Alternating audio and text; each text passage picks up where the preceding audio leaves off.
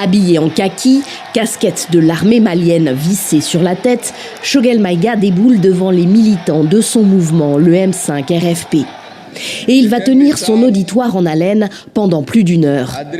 À plusieurs reprises, le Premier ministre civil du Mali fait l'éloge des soldats qui se battent sur le front, mais critique vertement les autres, ceux qui dirigent le pays à Bamako, essentiellement sur la transition qui n'a pas pris fin comme prévu le 26 mars dernier.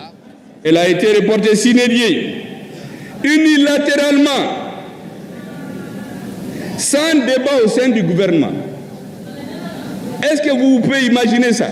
J'ai appris dans les médias que la transition a été reportée, alors que j'ai signé le décret qui met la fin à 2024. Ce n'est pas normal dans un gouvernement. C'est la première fois que Choguel Maïga explique publiquement être mis à l'écart par le pouvoir sur des sujets clés. Et s'il assure s'interdire toute polémique politique, il poursuit. Qui inspecte la confusion et de l'amalgame qui plane sur la transition malienne. Nous ne pouvons pas accepter. Nous pouvons faire preuve de patience, mais cette patience a des limites. Mais Choguel Maïga appelle malgré tout au respect des autorités politiques en place, garants de force et de stabilité, et qui ont, selon lui, permis au Mali de tourner une page dans la relation qu'il a avec la France. Les Français qui sont au Mali ne sont pas nos ennemis. Nous avons des milliers de Maliens en France. C'est la politique des gouvernements que nous rejetons, que nous refusons. C'est la politique néocoloniale, l'arrogance, le mépris, le non-respect pour les dirigeants africains. Au Mali, c'est terminé. Choguel Maïga a été installé Premier ministre en juin 2021 par le général Assimi Goïta et ses hommes. Souvent donné partant, il se maintient jusqu'alors à la primature. 21, que Choguel Maïga critique aussi ouvertement la gouvernance des militaires au pouvoir. On se pose la question, pourquoi maintenant ? Alors il explique lui-même, il dit « Je me suis tue pendant longtemps, on a pensé que c'était une faiblesse, c'était par stratégie. Le moment pour moi est venu de parler. Et donc pour lui, c'est d'abord une stratégie. Ensuite, il voit ce qui se passe sur la scène.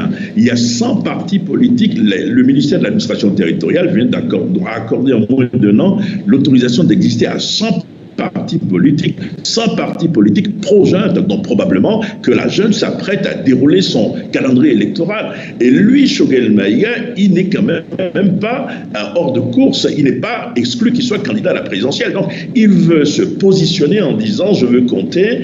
Et d'autre part, certains annoncent sa démission, certains souhaitaient la démission. C'est également une manière pour lui de dire « je ne vais pas démissionner, je vais rester à mon poste et il faut pouvoir compter avec moi pour les prochaines présidentielles ».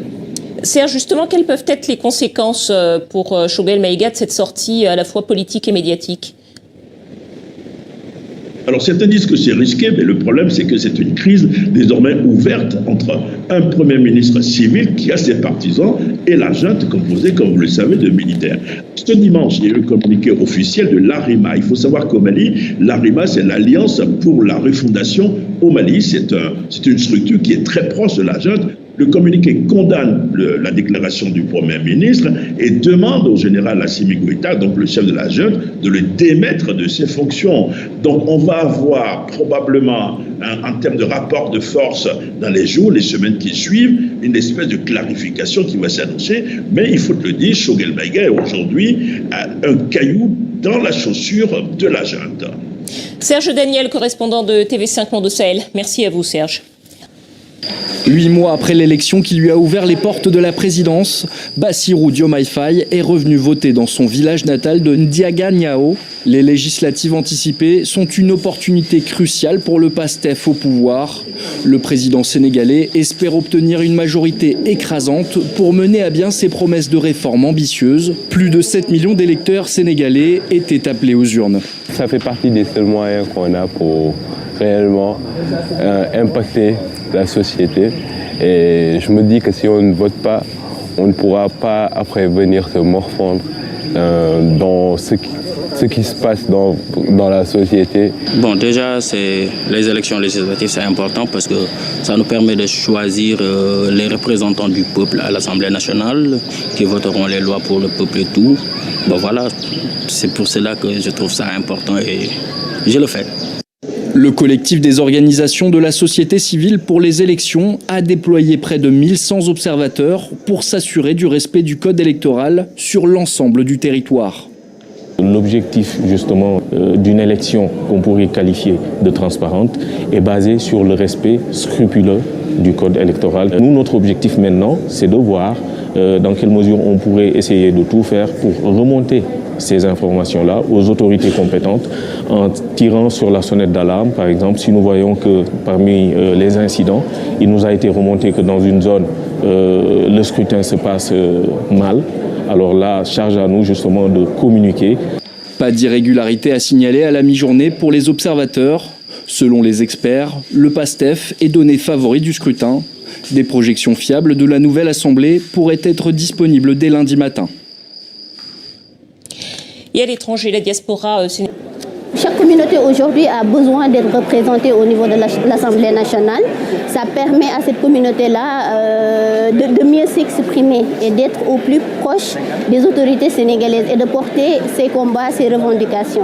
Donc pour la diaspora, évidemment, cette mobilisation témoigne de cette volonté-là. Pour pouvoir passer des lois au niveau de l'Assemblée nationale, il faut des votes.